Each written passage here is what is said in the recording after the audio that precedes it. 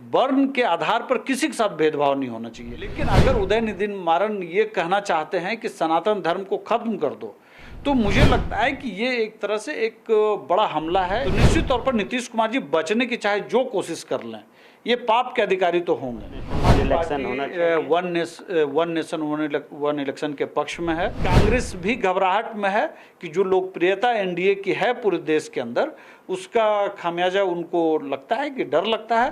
और उनको ये डर है कि अगर विधानसभा और लोकसभा चुनाव एक साथ होते हैं तो ये जो तथाकथित इंडिया गठबंधन बना है ये पूरी तरह से कोलैप्स कर जाएगा। देखिए, महागठबंधन में नीतीश कुमार के आने के बाद से जाहिर हो रहा है कि सीएम नीतीश दबाव में है। कैसी ये दबाव है, क्यों इस तरीके के फैसले सीएम नीतीश ले रहे हैं, जिसके बाद सरकार को यू टर्न मारना पड़ रहा है। इन दिनों शिक्षा विभाग जो है वो चर्चा में है और उसके अपर मुख्य सचिव द्वारा जो फरमान आ रहे हैं वो कहीं ना कहीं पूरा फजीहत बिहार सरकार का करवा रहा है। हमारे साथ आरएलजेडी के प्रवक्ता हैं राहुल जी, यू टर्न मार दिया है सरकार ने, छुट्टी जो थी उसे कैंसिल कर दिया था, लेकिन अब पुराने लेटर को निरस्त किया गया है। क्या मंशा है सरकार की, क्या तैयारी कर रही है शिक्षा विभाग? देखिए, बिहार में बहुत सारे ऐसे प्रशासनिक आदेश आ रहे हैं जिसके पहले कोई होमवर्क नहीं किया जाता है। जैसे अभी बीपीएससी ने जो शिक्षकों की भर्ती के लिए जो परीक्षाएं ली, उसके जो फॉर्म जब से निकले और परीक्षा होने तक लगभग 15 बार उसको बदला गया। और इस बार भी जो छुट्टियों को लेकर के जो विवाद पैदा हुआ बिहार के अंदर, मुझे लगता है इसका सरकार को इस तरह के कदम उठाने का कोई मतलब नहीं था। जनता की भावनाओं के खिलाफ ये फैसला था और न सिर्फ शिक्षक वर्ग इससे आहत हुए थे, बल्कि बच्चों की अनुपस्थिति ने ये जता दिया था कि पूरा बिहार इस फैसले के खिलाफ है। बिहार के अंदर जन्माष्टमी, जितिया, रक्षाबंधन, इस तरह के पर्व बहुत मायने रखते हैं। और इवन छठ जो है कहिए कि एक तरह से आज की तारीख में ग्लोबल पर्व है। बिहार का अकेला एक ऐसा शुद्ध पर्व जिसमें अपराधी भी अपराध करना छोड़ देते हैं, एक ऐसा पर्व है। और लगभग हर छोटा से बड़ा व्यक्ति इसमें अपनी अपनी आस्था, अपनी अपनी क्षमता के अनुसार संपूर्ण आस्था में इस काम को करते हैं। लेकिन सरकार जो मौजूदा है, जब से ये महागठबंधन की सरकार बनी है, न सिर्फ ये जनता की भावनाओं के उलट फैसले ले रही है, बल्कि जो परंपरागत तरीके से जो एक बना हुआ है जनता के बीच में, आम लोगों के बीच में, वो उसके खिलाफ सरकार काम कर रही थी। तो निश्चित तौर पे ये बैकफायर करना ही था। और जनता इसका जवाब अगर ये नहीं पलटते तो निश्चित तौर पर आप मानिए कि ये उबाल एक तरह से जनता के बीच आ गया। चर्चा ये भी है कि नीतीश कुमार इस चीज़ को समझते हैं कि जो नया इंडिया गठबंधन बना है उसका कहीं स्वरूप ऐसा ना हो जाए, उसका एक फेस वैल्यू ना बन जाए गैर हिंदू। क्योंकि स्टालिन के बेटे उदयनिधि का भी बयान इसी बीच निकल कर आया था, सनातन पर जो टिप्पणी उन्होंने की। तो क्या नीतीश कुमार भी डर गए कि एक तरफ बीजेपी कह रही थी कि सरिया कानून ही लागू कर दीजिए, हिंदुओं के खिलाफ सरकार फैसला ले रही है? जिस तरह से मुंबई की बैठक के बाद स्टालिन के बेटे उदयनिधि स्टालिन का बयान आया और प्रियंक खड़गे, कांग्रेस के जो राष्ट्रीय अध्यक्ष, उनका जो बेटा है, उन्होंने जिस तरह से उसको समर्थन किया, पी चिदम्बरम के बेटे कार्ति चिदम्बरम ने समर्थन किया, तो ये बातें बहुत स्पष्ट हो गई थी। हम और आप सभी लोग, बिहार की सरकार हो, बिहार की जनता हो या केंद्र की सरकार हो, कोई भी जातिवाद के समर्थन में नहीं है। वर्ण के आधार पर किसी के साथ भेदभाव नहीं होना चाहिए। लेकिन इसका मतलब ये कहीं से भी नहीं है कि एक धर्म के खिलाफ आप बहुसंख्यक है। कई फैसले ऐसे बिहार के अंदर ये ऐसा लगता है, खास करके महागठबंधन की सरकारों में, जहां लगता है कि बहुसंख्यक होना एक अपराध की तरह है। आप सम्मान करिए, किसी भी धर्म का सम्मान करिए, जातिगत भेदभाव नहीं होना चाहिए, उसके लिए कानून होने वो है। लेकिन अगर उदयनिधि मारन ये कहना चाहते हैं कि सनातन धर्म को खत्म कर दो, तो मुझे लगता है कि ये एक तरह से एक बड़ा हमला है एक धर्म विशेष पर, और उसकी भावनाओं के साथ मजाक है, खिलवाड़ है। और नीतीश कुमार जी इसको बहुत बखूबी भांप लिए थे और उसी को देखते हुए कल आनंद फानन में ये देर रात ये फैसला लिया गया। डिप्टी सीएम तेजस्वी यादव से जब उदयनिधि से जुड़ा सवाल आज पूछा गया तो कहते क्या बयान है मुझे नहीं पता। तो क्या बच रहे हैं या समर्थन दे रहे हैं चुप्पी साथ? नीतीश कुमार जी कई मौक़ों पे मुझे लगता है कि बचने की बात तो है ही, क्योंकि वो भी ये समझते हैं कि जो इस देश की जो एक परंपरा है धर्म को लेकर के, आस्था को लेकर के, उसका एक विश्वास है इस देश के अंदर। और उसके साथ जो कोई भी खिलवाड़ किया है उसको नुकसान हुआ है।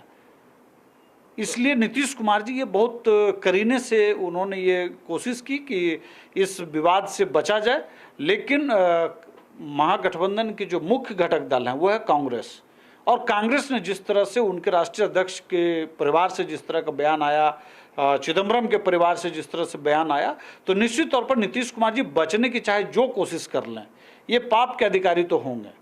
जो इस देश के अंदर जो महागठबंधन बना है वो जनता की मूल भावनाओं के खिलाफ है, ये उसके विश्वास के खिलाफ है, उसकी आस्था के खिलाफ है। ये आस्था से खिलवाड़ करते हैं।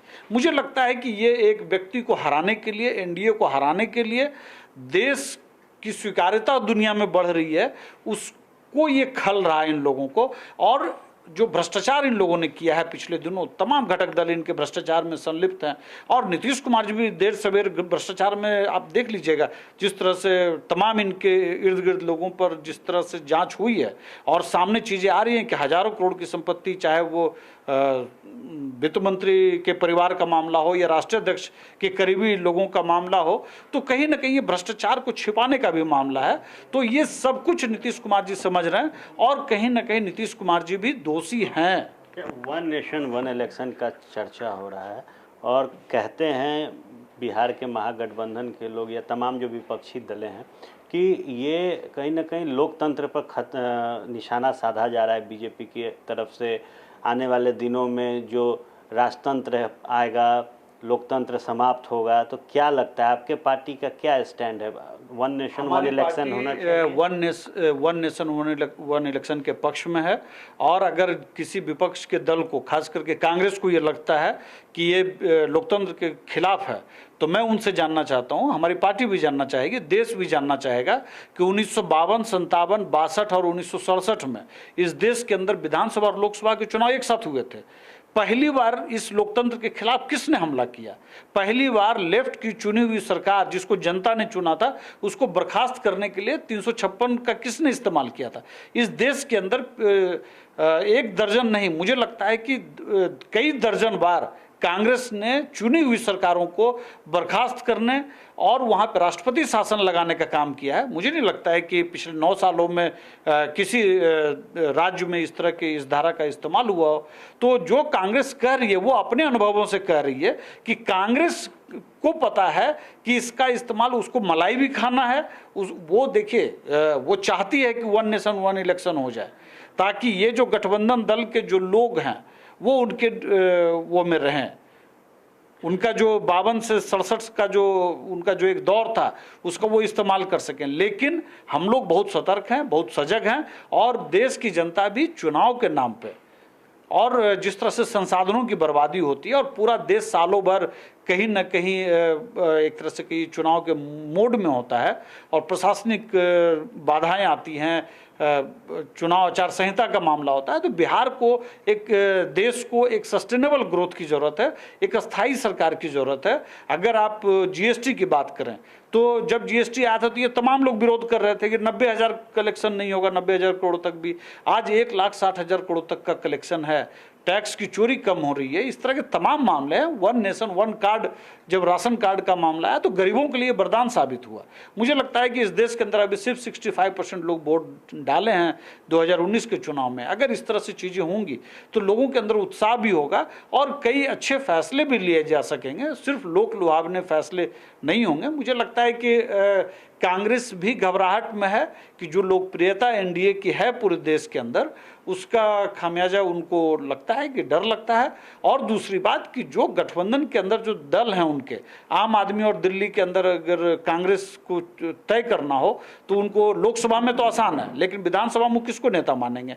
यहाँ तेजस्वी क्या नीतीश को नेता मान लेंगे 25 में, या नीतीश नेता मान लेंगे तेजस्वी को? यही बंगाल में है, यही केरल में है, यही आप कई राज्यों में, पंजाब के अंदर भी आम आदमी पार्टी और कांग्रेस के अंदर। तो उनको ये डर है कि अगर विधानसभा और लोकसभा चुनाव एक साथ होते हैं तो ये जो तथाकथित इंडिया गठबंधन बना है ये पूरी तरह से कोलैप्स कर जाएगा।